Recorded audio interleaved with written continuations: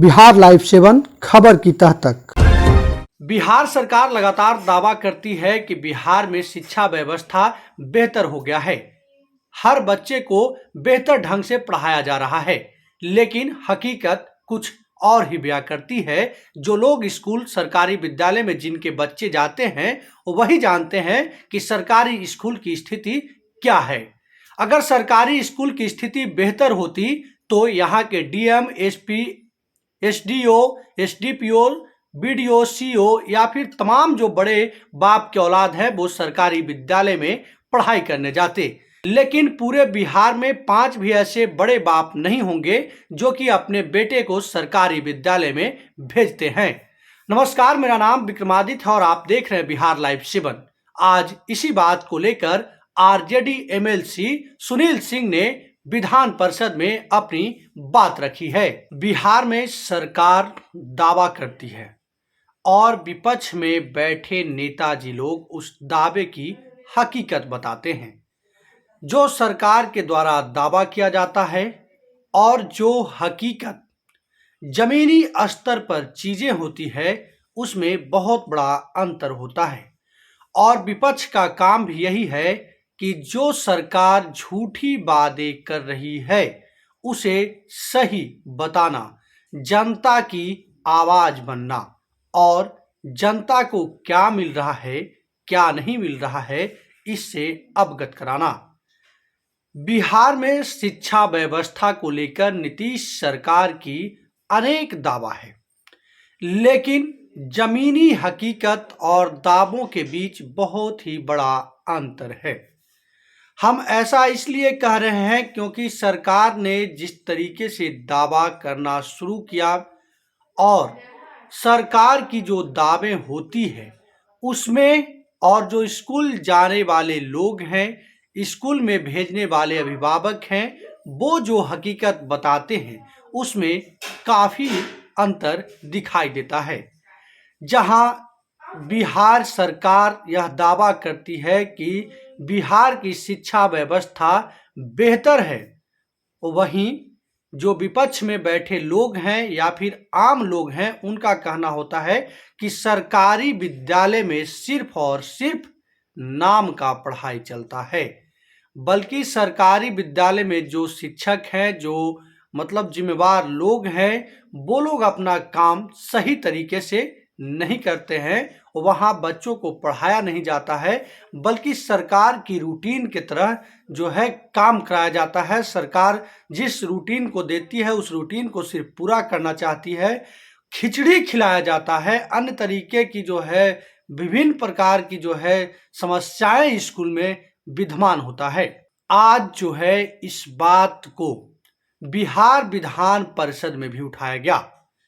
RJD के MLC Sunil Singh ने इस बात को उठाते हुए कहा कि बिहार सरकार जो दावा करती है कि हमने शिक्षा व्यवस्था को बेहतर बनाया है, तो फिर सरकार को यह बताना चाहिए कि इस बेहतर शिक्षा व्यवस्था में कितने अमीर बाप के औलाद पढ़ रहे हैं, कितने IAS, IPS, SDO, SDPO, DM, SP या फिर बड़े बड़े नेताओं के बेटे सरकारी स्कूल में जा रहे हैं।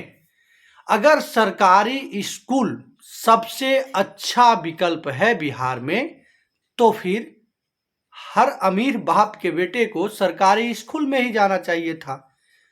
अब जब यह सवाल उठाया गया तो सूबे के शिक्षा मंत्री से जवाब ही नहीं जुटा और जवाब है भी नहीं, क्योंकि दावा करना और पटल पर उसे उतारना, जमीनी हकीकत और दावों में बहुत बड़ा जो अंतर है उसे बराबर करना मुश्किल ही नहीं बल्कि नामुमकिन है।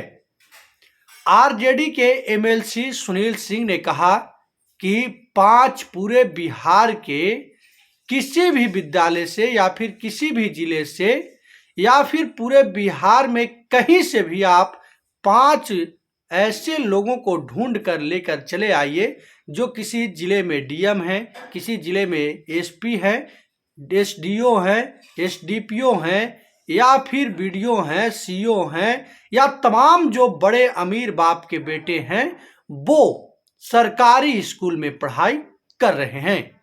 और अगर कोई जब सरकारी स्कूल में पढ़ाई नहीं कर रहा है मतलब कि बिहार का यह स्कूल मॉडल स्कूल नहीं हो सकता है। खैर इसमें कोई बहुत बड़ी बात है भी नहीं। हम लोग लगातार ये बात कहते रहे हैं कि बिहार की शिक्षा व्यवस्था में धीरे धीरे सुधार की बात सरकार कर रही है, लेकिन शिक्षा और शिक्षा व्यवस्था दोनों में बहुत बड़ी अंतर है।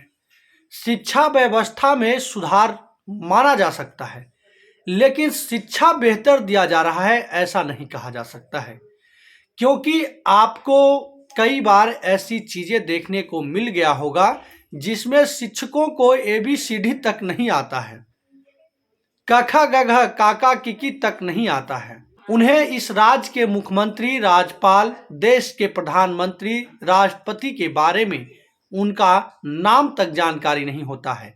वैसे शिक्षक कहां से बेहतर शिक्षा व्यवस्था और शिक्षा दे पाएंगे। इसलिए आरजेडी MLC सुनील सिंह ने जो बात कही है उसमें हमें कहीं भी गलत नहीं दिखाई देता है कि बिहार में शिक्षा व्यवस्था ठीक नहीं हुई है। सिर्फ और सिर्फ दावा करना लोगों का समस्या का समाधान नहीं हो सकता है। ऐसे में बिहार सरकार को दावा करने से पहले उन दावों पर जो हकीकत है उसके बारे में जानकारी लेना चाहिए और यह जानना चाहिए कि प्राथमिक स्कूल में, मिडिल स्कूल में एवं हाई स्कूल में किस तरीके की व्यवस्था अभी है और किस तरीके से शिक्षा दी जा रही है, क्योंकि हकीकत को बगैर जाने हुए सिर्फ दावा करना जनता को बेवकूफ बनाने के बराबर है।